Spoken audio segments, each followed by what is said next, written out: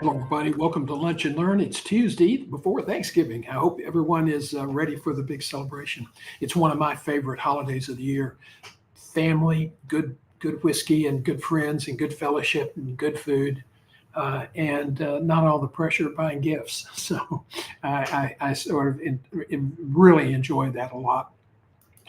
Today on Lunch and Learn, we're going to talk about six essential elements for a successful job search. Sometimes those of us in coaching, we just assume that people understand what it takes. I've personally so guilty of that. Sometimes I've spent 27 years in a search firm environment, and prior to that, I was heavily involved in recruiting pilots and flight nurses for the life flight programs around the country early on, and also worked with group of rural community hospitals back in the 80s, helping them recruit administrators, also physicians. And so, when you've done it a lot, sometimes you forget that you know the six elements and they're really essential, but that everybody else doesn't have them in focus. They think about the resume and the interview a lot of the times. And things have changed so dramatically over the last 5 to 10 years, and really dramatically the last 5 years. So today we're going to focus on those six essential elements for a successful job search.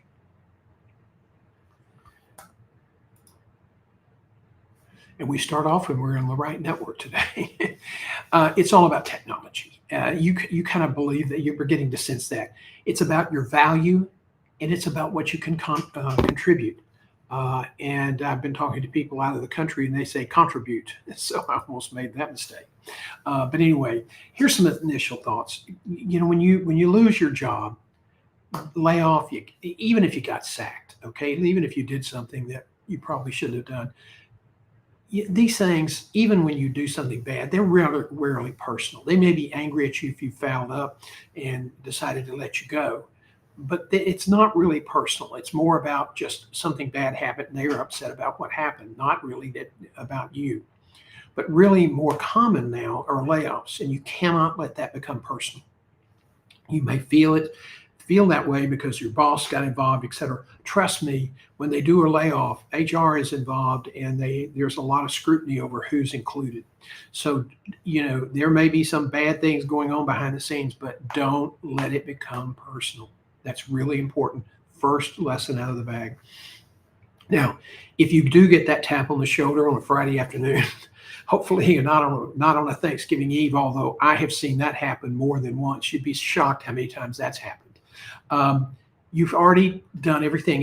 Even if you've always preserved your contacts, and you're doing the course of business, regardless of what you do, you make contacts with people, and sometimes these people or these contacts are really relevant to your future career. Because you made those contacts in connection with your business, that does not mean that those contacts belong to that business. Now, you never want to take anything that's proprietary. I mean, that's unethical. It's illegal, and you could probably get sued. And if you get sued, or it becomes an issue that you've been accused of taking proprietary information, that's just going to hit the various industry reports and newsletters, and it's just something you'll have to explain. And so don't do that. It's just not worth it. Okay. Even if they've confiscated your ideas, you know what your ideas are. You can always amend it, and so that it's outside the copyright or outside proprietary business, but don't take anything you shouldn't take. The contacts, those are yours. You can take those. You should always keep them. Don't keep them exclusively on your office computer, because in some companies, as soon as they decide that you're one of the layoffs and you get that tap on the shoulder, you're locked out. And I know in the earlier days, before computers were, before the resume was the monster it is today, that people used to keep their resume on their office computer. And would never do that. And keep in mind too, anything on your office computer, there's no expectation of privacy, and that's been held by the courts. So don't take any proprietary information. Be sure that you're always keeping your professional contacts that you make through business, being sure that you're updating them, and converting those to your home computer. Now, when you get laid off, more than likely when you went to work, you didn't know this was going to happen. So on the way home, don't stop at a bar. Stop at a grocery store or flower shop and buy flowers, especially if you have a wife at home or if you have a spouse at home, because they're going to be shocked and they're going to be upset. And taking flowers home is, just take a little bit of the edge off. Some people get really mad and they go drown their sorrows in the bar. Let me tell you something, getting laid off and a DUI in the same day is beyond bad. So don't go down that path. Be very, very careful. And the next thing you need to do is process. Okay. Do not make any phone calls right out of the bag. Just process what's happened. Start to journal. This is really important. I write. This is my journal. I keep it every morning. And I write some of the things I jot down some of the things I want to write about in the newsletter. I try to develop some ideas. I may think about what I'm grateful for, who I need to talk to, what I have, just random thoughts. It can be extraordinarily helpful. Now, we're going to talk in the future about a process for journaling. And I want to tell you something. If you don't start keeping a journal, you are going to be in really deep trouble, because companies now are interested in value more so than just your expense. Let me be sure that I move back, keep that back. So don't make any phone calls. Just chill out. Stay away from the phone, because you might get on the phone and get angry and say something you don't mean, or you call somebody and if you're just not in a good frame of mind, it's a wasted call. So don't do that. Okay. The next thing you do is the day after, okay? Do not even think. I mean, not only no, as my granny used to say, but not only no, but hell no, Don't even think about starting to look for a job the second day. Ignore any advice to the contrary. And I don't care, God bless, if it's your spouse or your partner. No, don't do it. You need at least 1 or 2 days to kind of process what's happened to you. Listen, losing a job is a shock, but it's also, you move away, you're leaving friends behind, you're leaving hope. If you really like the job, like the company, to some extent, it can be like losing a relative or a friend to death. So don't even think about looking for a job. Ignore any advice to the contrary. Reassure your spouse or your partner or your family members that this is going to be tough, but we're going to be okay, and not to panic. And then go do something that gives you joy, whether it's fishing or chopping wood or putting around in the garden, or going out to buy stuff to cook a meal for your family. Whatever you like doing, whatever gives you joy, do that on this first day after you've been notified. Keep a low profile. If you run into somebody publicly and they say, "Well, what are you doing out today?" Just say, "Well, they made a bunch of changes and a lot of people are no longer there, and I'm one of them. But, onward and upward." Keep it, just say something positive, smile, and move on. Okay. Try not to worry about what comes next. Okay. If you follow a good plan, you'll get to next, but don't start worrying about it the second day. You need at least some time to decompress. Again, this can be like the stages of grief. Now, if you don't have much severance, and a lot of severance have been really cut back since the days of the pandemic, and you're now 90 days, maybe 6 months. If you're a senior executive, you might get a year, but that's probably about it. And so you need to be very, very, you have to be timely, you have to get busy, but you need to take a couple of days so you can kind of get your mind right. It's helpful to talk to somebody. I've had people book calls with me to find out about our services, and they just took the 20 of the 30 minutes talking about how they felt. And, that's okay. That's what we're here for. You're going to need a lot of encouragement. So, people like me can help you stay focused and stay on the track. Okay. Now, as you start to move forward, you need to evaluate what happened. You need to evaluate, was there something I could have done differently? And you also need to plan. Now, grief is common, so don't ignore these feelings. But that goes without saying, your emotional health is critical, but your mental readiness is essential. So you need to process. If you're really upset, talk to somebody about it. Go talk to your pastor, your best friend, as long as they're not in the company that you just left. Talk to a coach like me, or talk to someone who can give you guidance. If you have a mentor, or if you have a board of directors for your career, talk to somebody that can help give you some perspective and start putting things in context. If you don't have a long severance, you've got to fast track this. Now, after the second day, you got to get busy, because if you haven't been in the job market in 3 or 4 or 5 years, you're going to be shocked at how different things are. And it's not just get a resume together and go. It's much different now. And so we're going to talk about that today. But you need to evaluate and you need to plan. Now, one of the things I'm a big believer in, because this is not, you did your job really well, presumably. You knew the routine, you knew what had to be done. Job searches are not like your job. Most people, they don't really know what it takes to run a good job search. Well, you got to send out your resume and talk to people and get interviewed and take the job. Well, if it were only that simple these days. So you want to have a plan, and you want to have a plan set up so that you have performance metrics, because in this market, it's not about doing what you want to do or like to do. It's doing what you have to do in order to succeed. So once you get past that first couple of days, you've got to accept this reality. Searching for a job is now a different game, unlike anything else you've done before. And so one of two things are going to happen. You're going to adapt, or you're going to die. You're going to adapt, or you're going to take a lot longer to find a job than you think it is. A lot of people just want to get busy, start filing jobs, applying for jobs online. Don't do that. That's the most wasted time you can spend, because the chances of getting a job are less than 0.3%. I mean, it's just terrible. And a lot of the jobs that you're applying for are phantom jobs, because companies aren't hiring right now in some areas, and especially at the executive and management levels. And so what they're trying to do is keep their name out there, keep people interested in them, but they're not really doing anything with your resume. So all that time you spent customizing it and doing all those other things, it was, a waste. And you want to recognize that things are so different today, and find somebody you can work with to help you. If it's a friend who knows coaching, or if it's a friend that has been in recruiting in the past, those are good kind of guides to talk to. Now, if it's somebody that's been out of the business for a long time, you probably need to talk to somebody who's got a handle on what's happening today, because I guarantee you, I always can tell, you can tell when a career coach is not up to date when they keep using the term elevator speech. I'll talk about that in just a minute.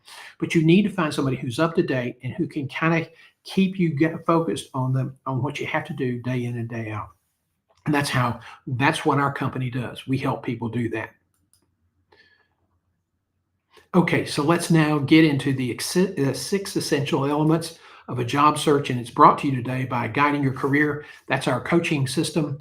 We have membership programs. You can buy stuff a la carte, or you can buy packages, and we have a plan to help you in times of financial distress. So, take a look at our webpage. We're going to focus on that after a while, but that's you really have to start thinking about getting some help and getting very focused. Okay, now, in a job search, whether it's today, next week, next month, last year, there are always going to be some pesky job search pinch points, okay? Things that you absolutely have to do, that if you don't do them, you're going to get squeezed. One is you absolutely need to have a written plan. And, this is when a coach can come in handy to tell you, this is what you have to do. We used to have one on the website, and people could download. I have to go back and look and see if it's up to date, but we can put that up there for you. A written plan is essential. How many calls are you going to make? How many people are you going to talk to? How many jobs, your professional job boards you can look at. Now, keep in mind, you want to be careful about getting too involved with job boards. The best way to find a job today is going to be in your networking and contacting people, because 70 to 75% of all the jobs are not even listed on job boards. Okay, so don't get reliant. Oh, I can do this 24 hours a day. Don't get reliant on doing online applications, because they are so hard to pull off successfully. The next pinch point is your resume. Now, we talked about this in our newsletter. If you're not a subscriber, I hope you'll start consider that. And it basically, the resume in the past is like an elevator speech. It's kind of a summary of your experience, okay? And to this day, you still have people listing scope of responsibility statements in their accomplishments portion of the resume. The resume is now, you must focus it on your value. What did you contribute? What were the measurable things that you accomplished? Overseeing a division with 500 employees and $50 million in expenses, that's not an accomplishment. That's a scope of responsibility. Leading a big renovation program, from stem to stern, from start up to finish, that's experience. It's good experience, but it's not an accomplishment. If you finish the project ahead of schedule and under budget, that would be an accomplishment.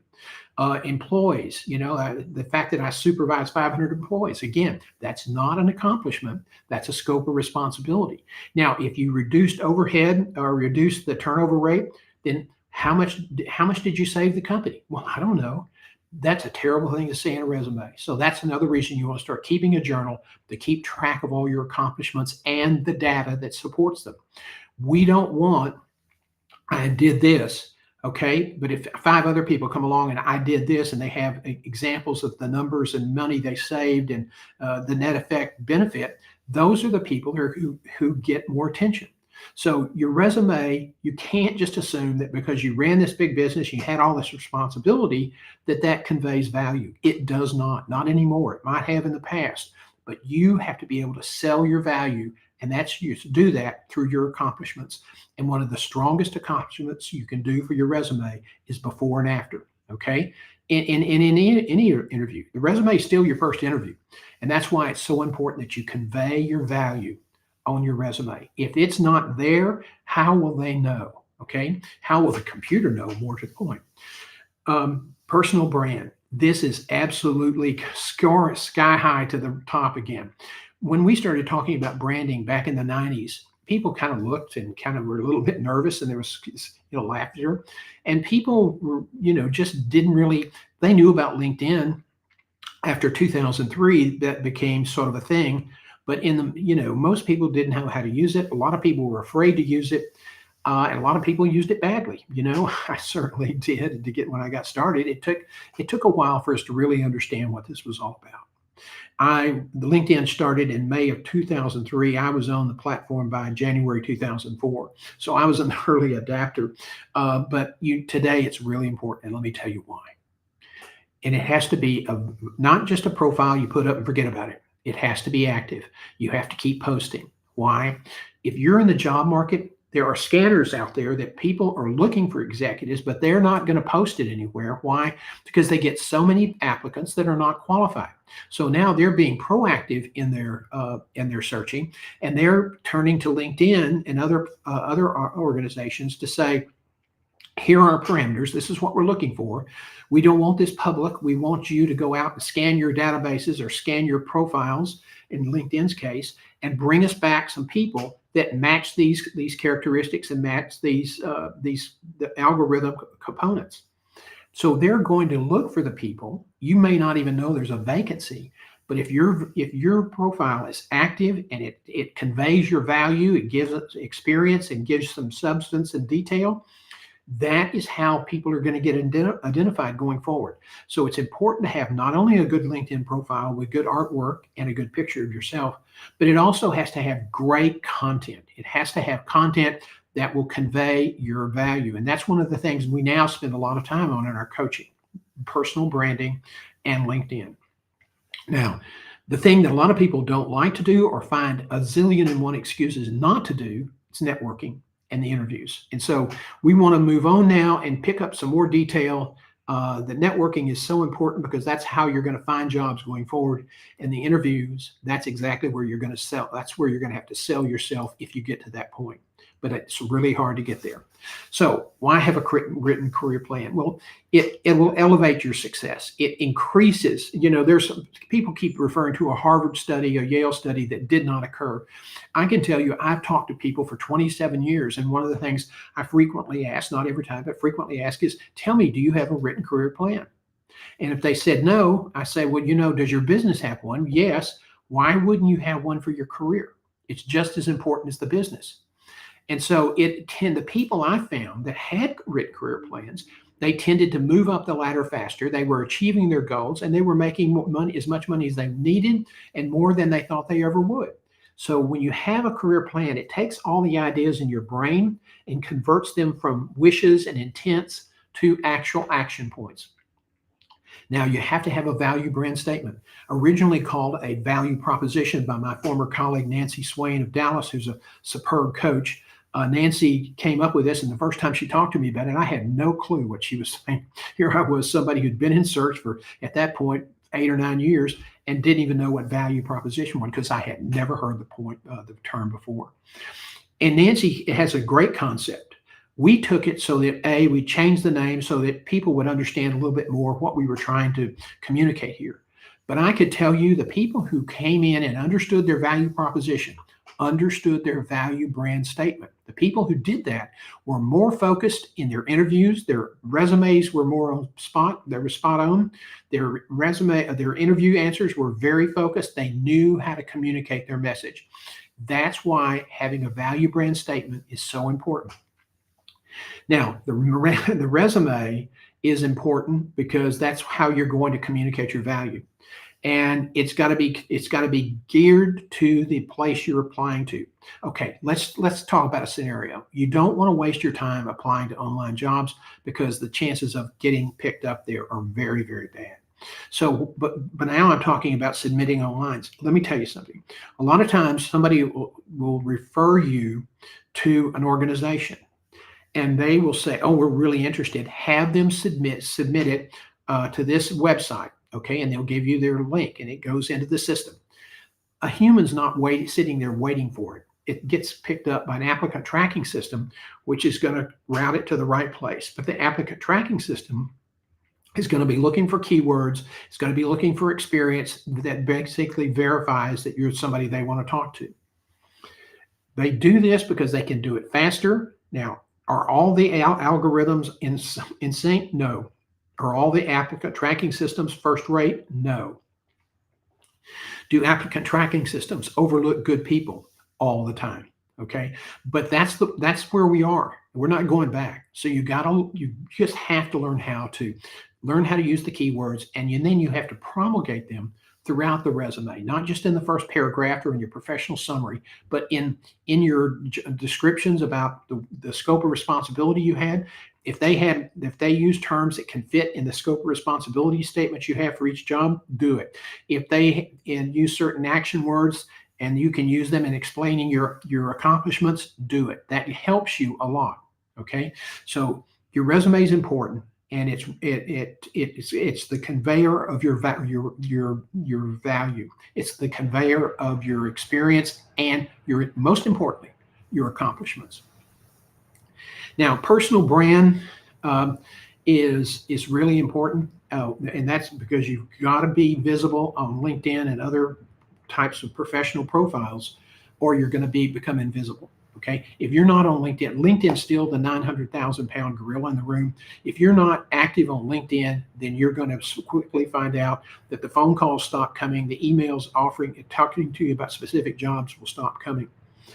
You can still get discovered today without spending too much time on LinkedIn, but that's fading fast. Matter of fact, there are now people in this industry, and I'm one of them, who estimate that within the next 3 years, the first thing that anybody's going to see is your LinkedIn profile, not your resume, your LinkedIn profile.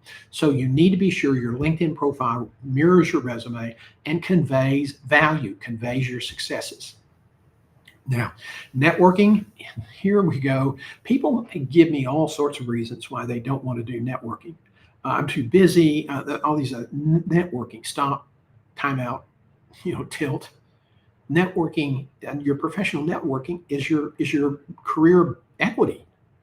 I mean, if you have a good network, without a network, finding a job is just terrible. It's really, really hard, and it takes a long time. Okay.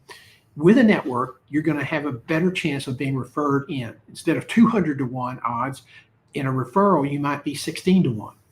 You want to take the 16-to-1 any day of the week versus the other.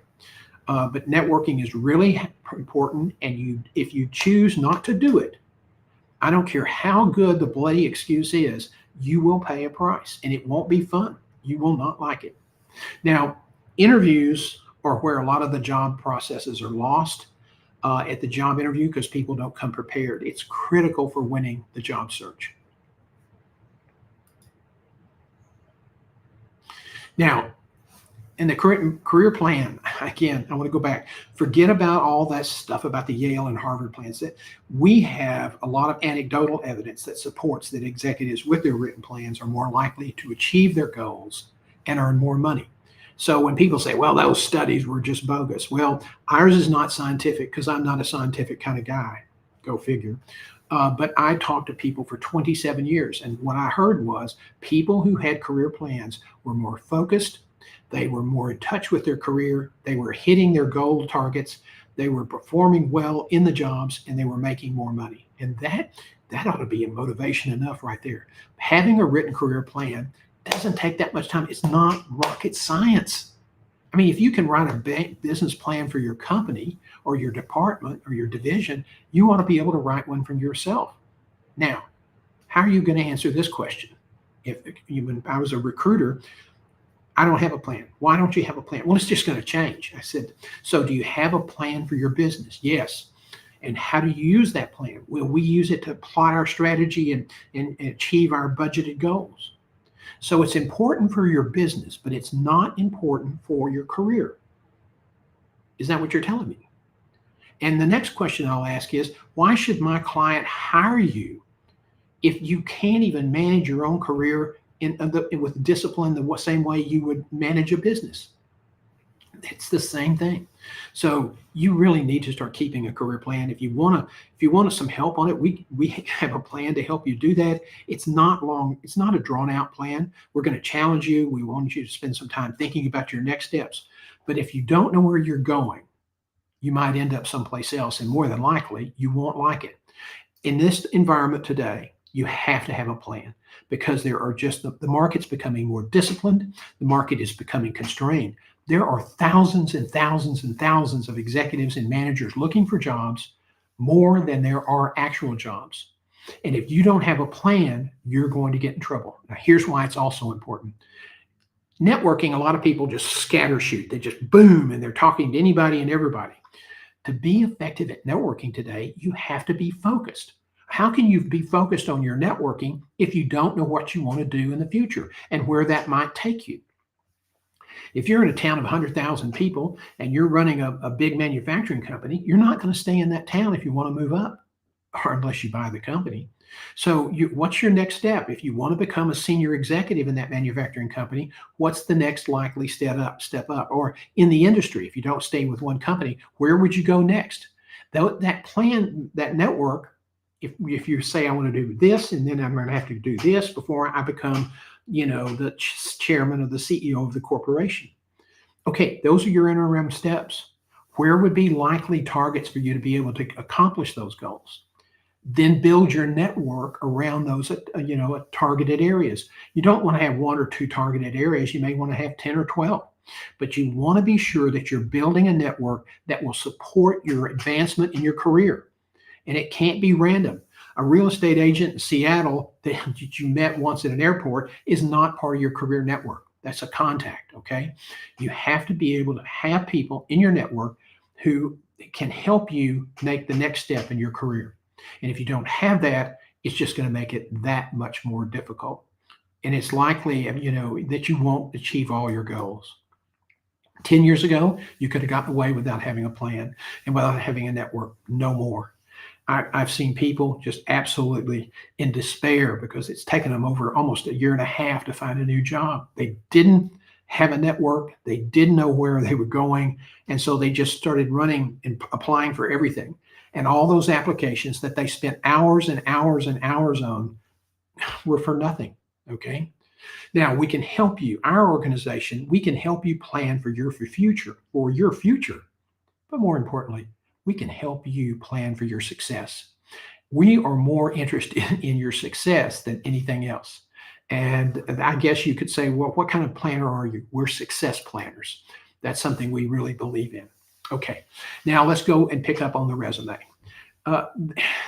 Again, I keep saying this, but please listen. Resumes are today less about your work history and more about the value you have delivered. Okay, every dot point that you have in your resume, that should never be a scope of responsibility. The scope of responsibility should be your title and then 2 or 3 sentences that describe what you did. I ran a division with 500 people with an expense budget of $42 million that covered 3 states. Okay. All right. That's all you need to put. The recruiter gets that. All right. The computer will get that. What they're really interested in is, what did you accomplish? Well, supervising those people is not an accomplishment. That's just a scope of responsibility. So think about how you can word some of these things so that they imply success. And if you use percentages, first of all, don't use the percent sign in a resume, because if you get scanned, it'll get kicked out or it won't be recognized, because some scanners don't recognize symbols. And you certainly don't want to overly format it. So that's important. So you really want to talk about your value. In the old days, elevator speeches were all about, this is what I've accomplished. This is where I've been. This is where I've been, not necessarily what I've accomplished. And so today, resumes were kind of like elevator speeches. They listed the history, your scope of responsibility, and very few people really touted their successes on their resume. If you don't do that today, your resume is probably not going to get a serious look. And with people who still manually look at resumes, like executive search firms, they're only going to give you 25 to 30 seconds to glance through your resume. So you need to focus on your successes. Now, the elevator speech is about what you did. Resumes used to be about where you worked and your history. The value brand statement: this is what I've accomplished. This is the value I bring to you. And I guarantee you, when you get that value brand statement, it will probably end up being the first answer to an interview. Tell us about yourself, or tell us, something that's not on your resume that you'd like us to know. These are, the value brand statement is just 300 words, thereabouts. You never use all of it in one speech or one answer. But it helps you get focused, and you bring it into other areas and other answers. Now, customization is still a necessity, because certain companies now are reaching out through LinkedIn and scanning for potential applicants so that they don't get inundated with a bunch of resumes they don't want to read, don't want to review. They're going to dump it in the trash. Okay. So customization is still necessary, because if you get one of those letters from a recruiter that has a little round, kind of iconic LinkedIn kind of round photo at the top, that's probably a LinkedIn, maybe a recruiting firm that's contracted with LinkedIn to sort through their database, their profile base, to look for candidates that meet these 6 or 10 or 12, 15 criteria. And it may tell you about the job. You were, quote, you were named, was identified in our search. Okay, somebody may have given them the name, but more than likely, if you get one of those letters, it's a computer recognition.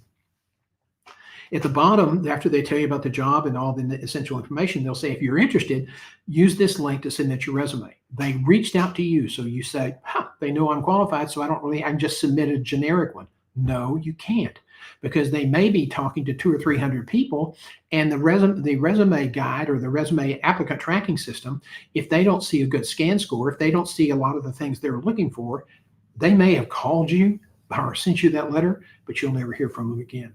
Always, always customize your resume. Do not waste your time with generic submissions. Okay, we do offer people pro resume reviews and premium revisions. Now, pro is we basically will take your resume, and if you don't, most people that we deal with, we're primarily a company that focuses on managers and executives.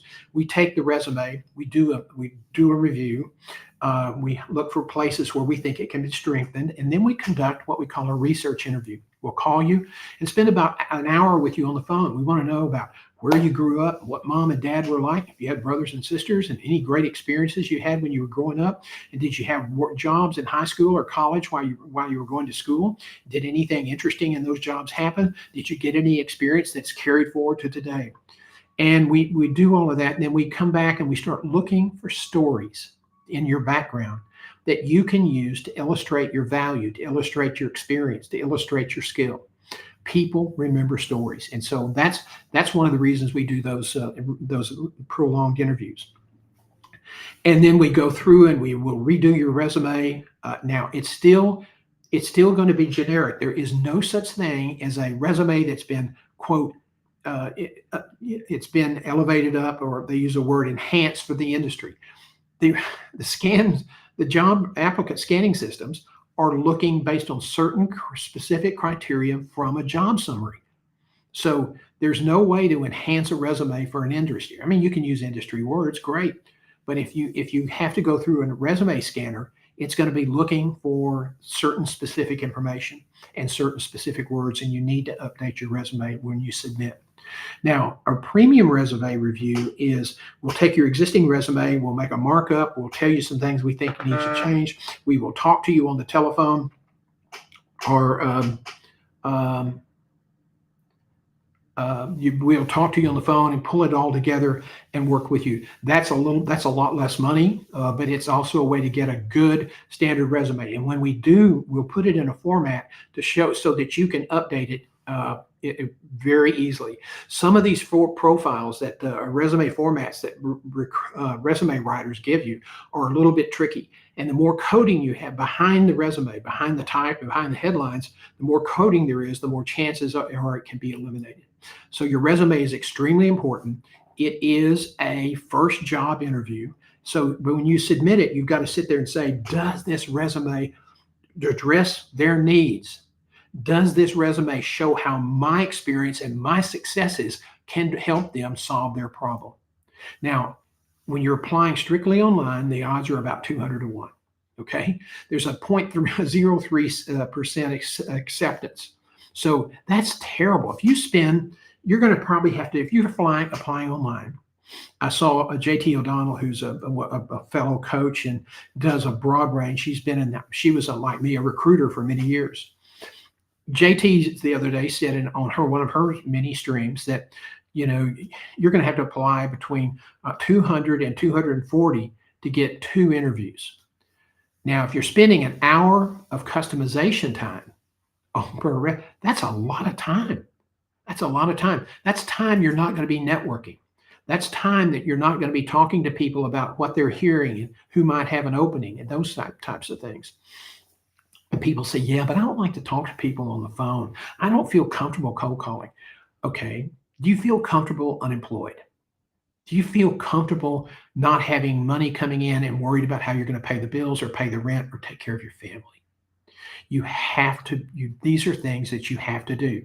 And a lot of people screw up their job search because they spend time doing things they want to do and not things that they need to do or should do. So when you look at these numbers, this is terrible. And so we're saying people don't always follow our advice, but we tell people don't waste your time. Spend the time, invest the time in looking for looking for opportunities that aren't posted. You've got to dig for it, and it takes a lot of effort. So just to talk about the importance of branding and your persona.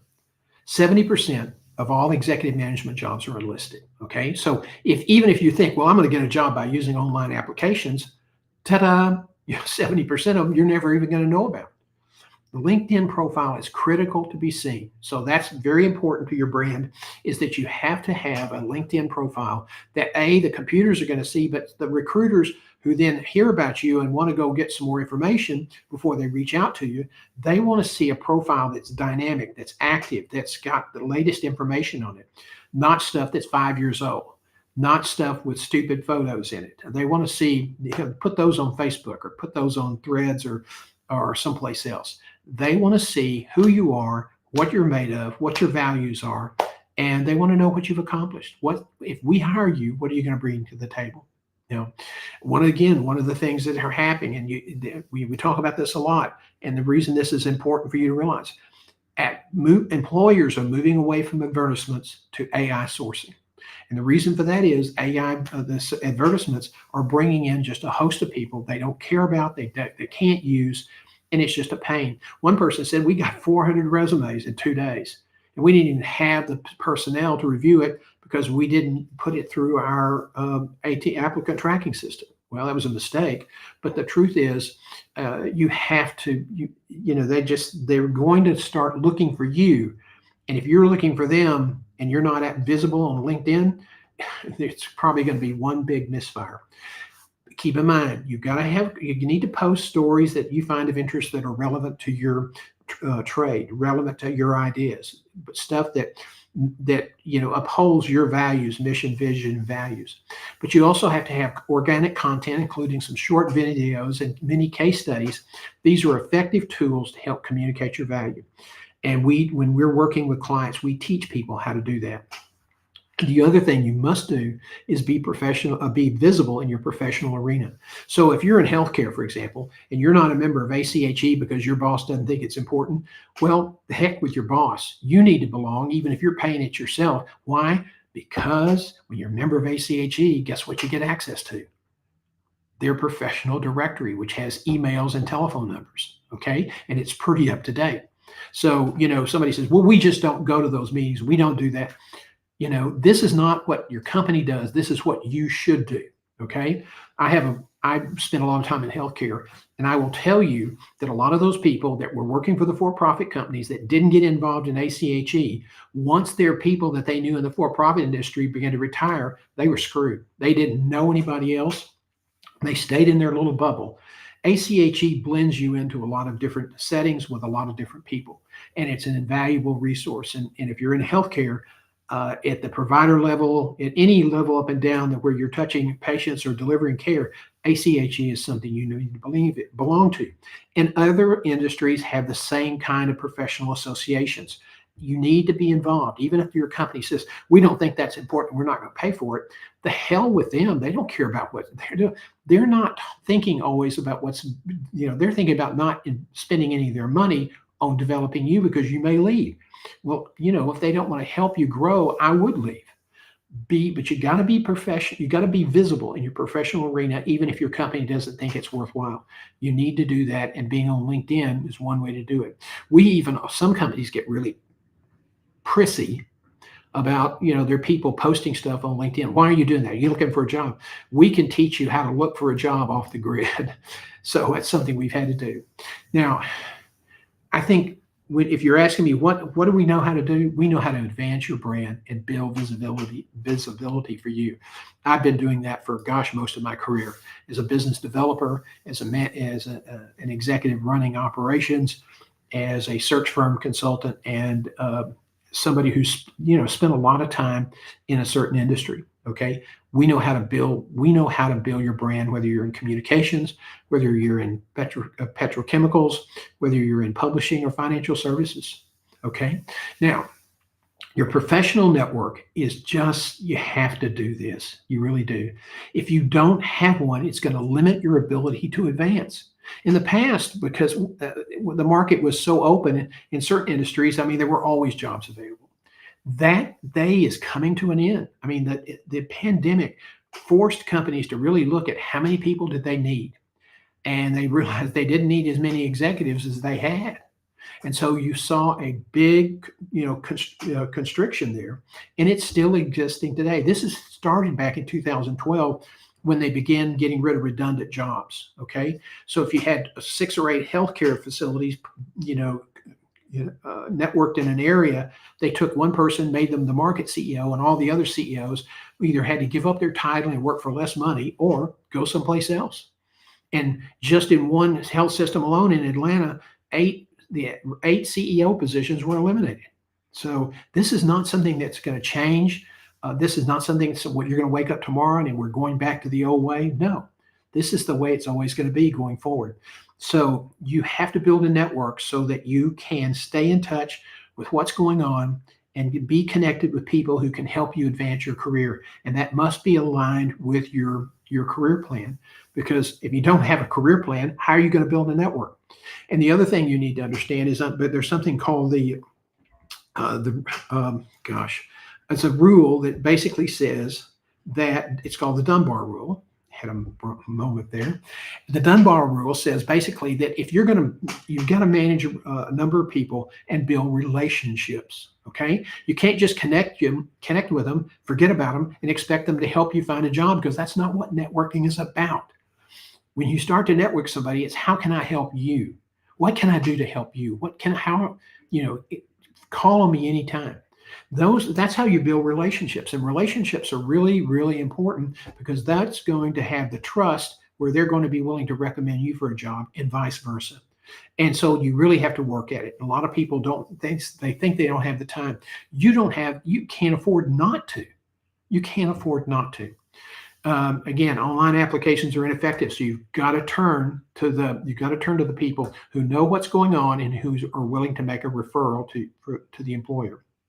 You must invest the time. It's just absolutely essential. One of the courses we teach is Networking 3.0. We have a ebook out now. It's on Amazon. You can find it there. It's called Networking 3.0. We also have a download. You can get it at our website. It's $12.95, I think, and download it. And it's really just a basic kind of covering all the fundamentals of networking today and why you have to do it and how to go about doing it. So I really recommend that. I hope you will take some consideration. We do teach a course in networking, and so that's network is going to be really helpful to get you past the initial phase. I was working on a newsletter tomorrow, and I described the job process today as sort of like an Army boot camp, obstacle course with rush hour. Okay, there's so many people trying to get through the course. Okay, jobs are won or lost in the interview, and the resume is your first interview, so it's got to communicate your value. It's got to talk about your successes. You must be prepared for each interview encounter. Okay, and I'm talking about understanding the client. So when the client says, "Why do you want to work for us?" you better have a good answer, and you better not be making it up while you're sitting there. There's certain answers that you can anticipate might happen. So unless you get prepared and you think about how you're going to answer those, you're going to miss an opportunity. And it takes so much effort to get to the interview table. Why would you want to just screw up and lose? Because when you don't get picked, you lost. Somebody else won. This is not we're going to have participation awards after this is all over with. No. In the job search, there are winners and losers. When you get tired of losing, you're probably going to get busy building a career professional network and have a career plan. But I will tell you, there are a lot of people who haven't reached that point yet. So if you're trying to figure out how to differentiate yourself in the marketplace, be prepared, have a plan, do networking. Always verify that to yourself that this resume I'm submitting really communicates the value they're looking for. Okay, that's just stuff you got to do. Now, one of the things that you need to also understand is that companies today are increasingly risk averse about making a mishire. The polite job interview approach. Well, tell us about yourself and do this, and how long and who'd you work for there. Just kind of nice questions, and kind of poke a little bit here, probe a little bit here. That day is over. They're going to zero in right off the bat. What did you do? How did you do it? What did you bring to the table? Customers are more risk adverse. Now, why are they so risk adverse? Because the studies show that that 40% of everybody that's recruited outside the organization and brought into a new job, they don't even last 18 months. 40% are gone within 18 to 20 months. That's a huge expense. And so companies are saying, we need to do a better job than transactional firms. We need to do a better job in picking the people. And so they're now focusing beyond just your history. They want to know, what did you do in this job? What were the challenges? How did you address them? Walk me through this. You're going to hear a lot of that going forward. Walk me through how you solved this problem. If you've just thrown it out there and tried thinking that you might not ever have to worry about it, so you're not prepared to answer it, you're going to look bad. And when you look bad, you're done. You lose. So one of the other things we found in 27 years is that people remember stories. Okay. Now, we're not talking about once upon a time in a long lost land. We're talking about you did a turnaround in your division. How did you do it? Tell a little story, not long, keep it focused. And here's why you have to be prepared for the job interviews, because you can't make up some of this stuff on the fly. So we teach you how to break down the job, how to create the categories in each job, and then how to prepare to address your strengths and connect those with their needs using stories. This is what you're going to need to do to be more productive going forward. Okay, we're just watching the time here. Networking 3.0. We can elevate your chances for success with our masterclass for the job interview and networking. And this is really important. We can help you do a better job in your networking. And we have a course up now. It's a masterclass. It's $1,400, but it's 8 weeks with 5 mock interviews, and you get a lot of feedback. And let me tell you something. My strengths is interviewing. I probably interviewed 9,000 executives and managers in my career. And before I got into recruiting and that profession, I was a crime writer and investigative reporter for the Houston Post. So I've interviewed a lot of people, some who didn't want to talk to me, but I can take you and help you become better at job interviewing. And that's where you're going to win or lose the chance of getting the job. So here's the takeaways I want to share with you today. First of all, you got to be in these 6 elements we've been talking about. You have to have intentionality. You have to create a plan. When you don't have a written plan, it's hard to be intentional.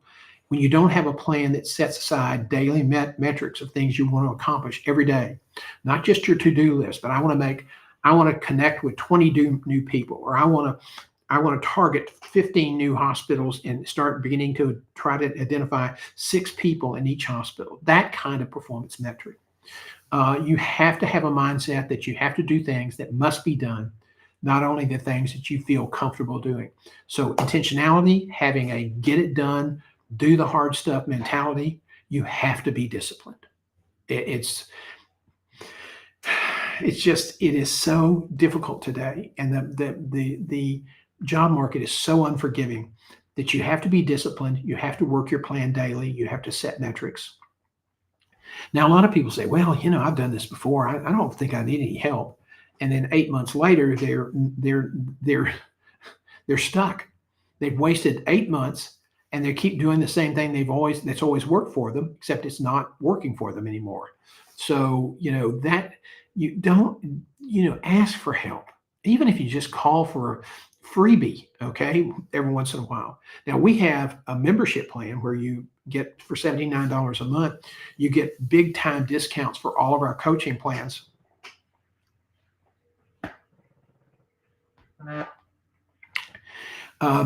Well, so much for silencing the telephone. The alarm was off, and boom. So you ask for help.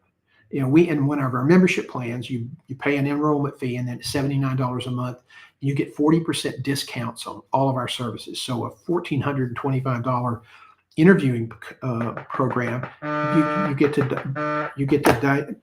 to draw down 40% off that. And so that can be very valuable. That's almost a $700 savings on the interviewing program. So our membership program is a $250 enrollment, $79 a month. You get access to our newsletter. You also get our free weekly coaching sessions. Now, these sessions will be moving into members only next year at some point, early on, hopefully, as more members join. So let me summarize that, since we had the Walmart's telling me my very expensive drugs are ready to be picked up. And this is the 3rd time I told them I was on my way. So you want to be intentional. You want to have a mindset. You want to be disciplined, and you want to ask for help. And again, we have programs that you can buy a la carte. We have packages that you can buy. And all of our coaching is done live, one-on-one.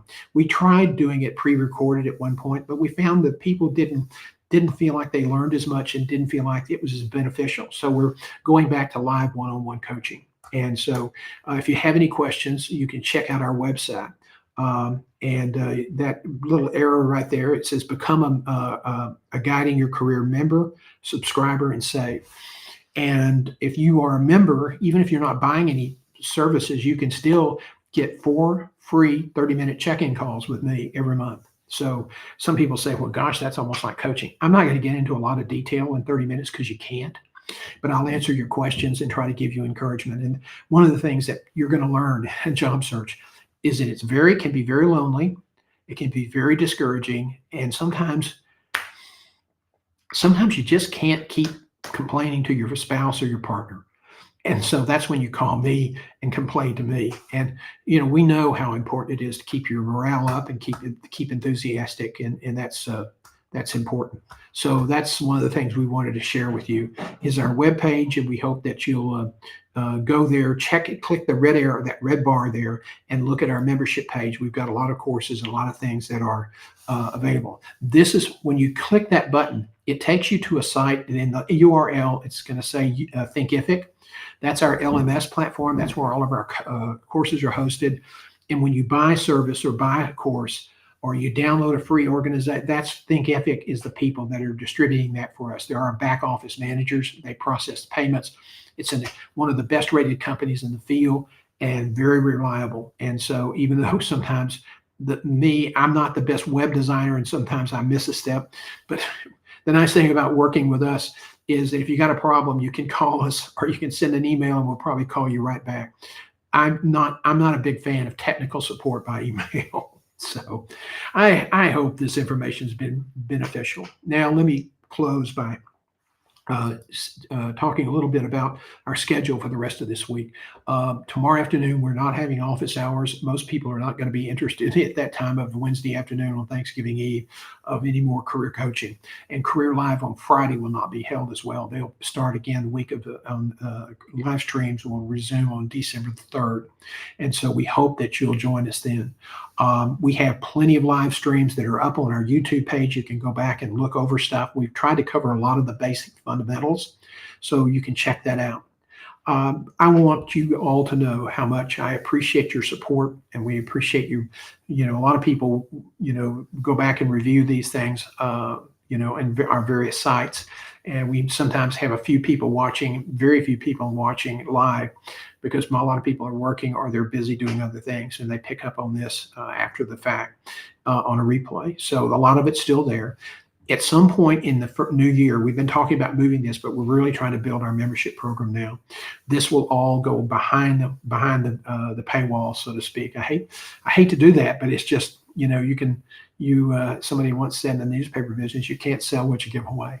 We still give away a lot. We give away the resume guide, which, by the way, we're in the process of updating right now, and it's still available to download for free. So we have a lot of other things going on. So that friendly voice in the background said it's 1 o'clock. So that means I've taken all the time of yours I need to take today. I hope you all have a blessed holiday season. As I said at the outset, this is my favorite holiday of the year because it's family, it's good food, it's fellowship, it's refreshment, it's just a great fellowship, and you didn't have to go spend all that money on gifts. And so I hope that you have a blessed day. If I can do anything to help you, go to my webpage. At the bottom of that page I showed you a minute ago, there's a little thing at the bottom that says Talk to John. You can schedule a free consult or a free call with me, and we'll be happy to answer any of your questions. Thanks so much. I look forward to seeing you all after Thanksgiving. Cheers, everybody.